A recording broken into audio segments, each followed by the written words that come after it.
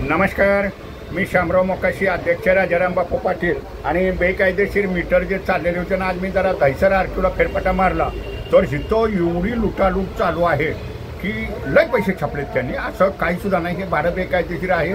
रस्त्यावरती जे पासिंग केलं जातं मीटर टेस्टचं ते महापालिकेची परवानगी घ्यावी लागते ना. आज मी दहिसर आरटीओला एक अर्ज केला आहे की 1 फेब्रुवारी ते 28 फेब्रुवारीपर्यंत मीटर टेस्टसाठी कुठल्या कुठल्या अधिकाऱ्यांनी टेस्टसाठी नियुक्ती केलेली होती, कुठल्या कुठल्या इन्स्पेक्टर दर्जाच्या अधिकाऱ्यांची, त्यांचं नाव हुद्दा द्या.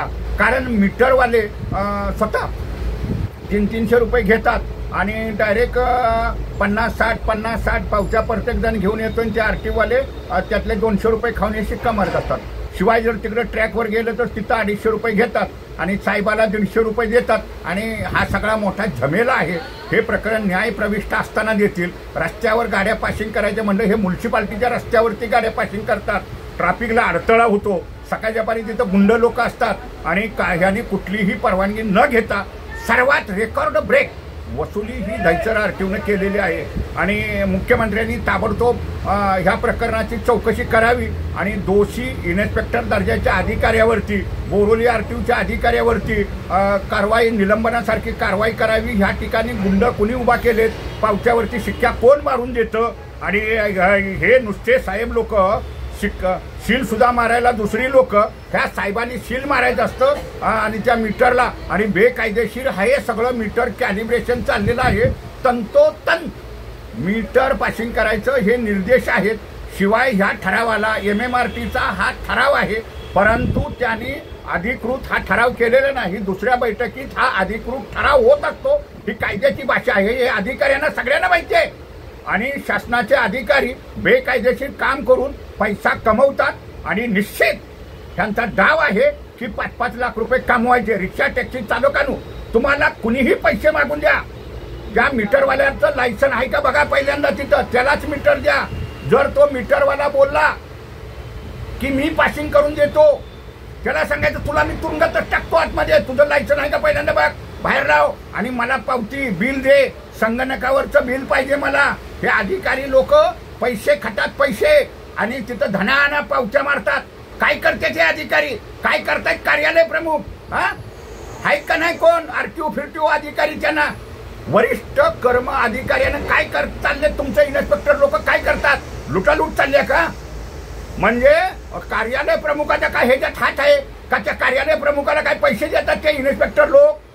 कार्यालय प्रमुखानं ताबडतोब ह्यांच्यावरती कारवाई केली पाहिजे.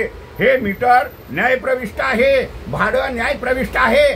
शिवाय MMRT ऑथॉरिटीनं ह्याच्यात दुसऱ्या बैठकीमध्ये हा निर्णय अधिकृत होतो आणि मगच अंमलबजावणी होते. परंतु आरटीओ अधिकाऱ्यांनी धुमाकूळ घातलेला आहे भाडं भाडं भाडं भाडं करून.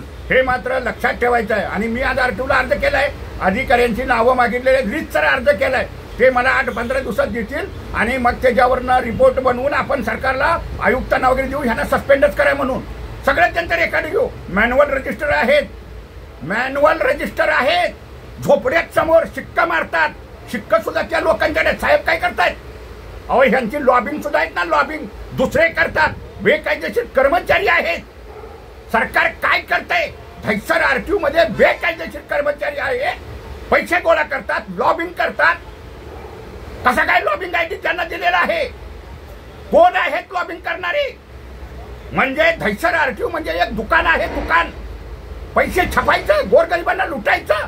सरकारनं ताबडतोब संपूर्ण आरटीओ कार्यालयाची चौकशी करा.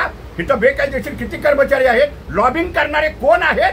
साहेबाच्या कॅबिन, मी आज आरटीओला गेलेलो होतो तर 3 सेक्शन मध्ये लॉबिंग करणारी 3 माणसं होती.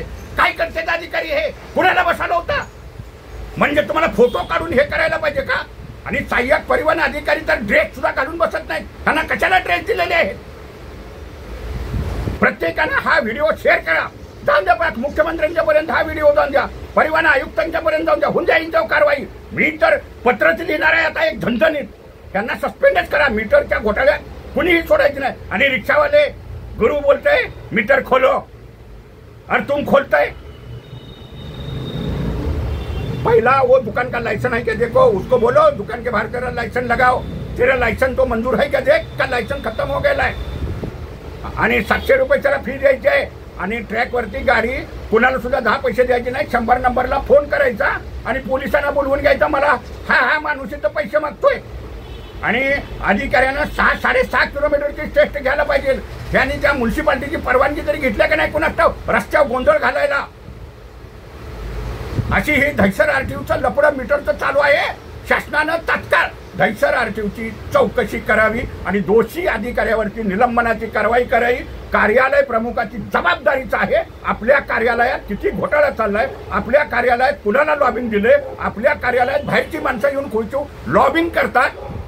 आपल्या कार्यालयाची रजिस्टर फिटनेस हे झोपड्यात असतात. काय करते आरटीओ अधिकारी, काय करतात कार्यालय प्रमुख, याची तत्काळ चौकशी झाली पाहिजे. धन्यवाद. मूचवाले मोकाशी यूट्यूब पहा, लाईक करा, शेअर करा, सबस्क्राईब करा. धन्यवाद.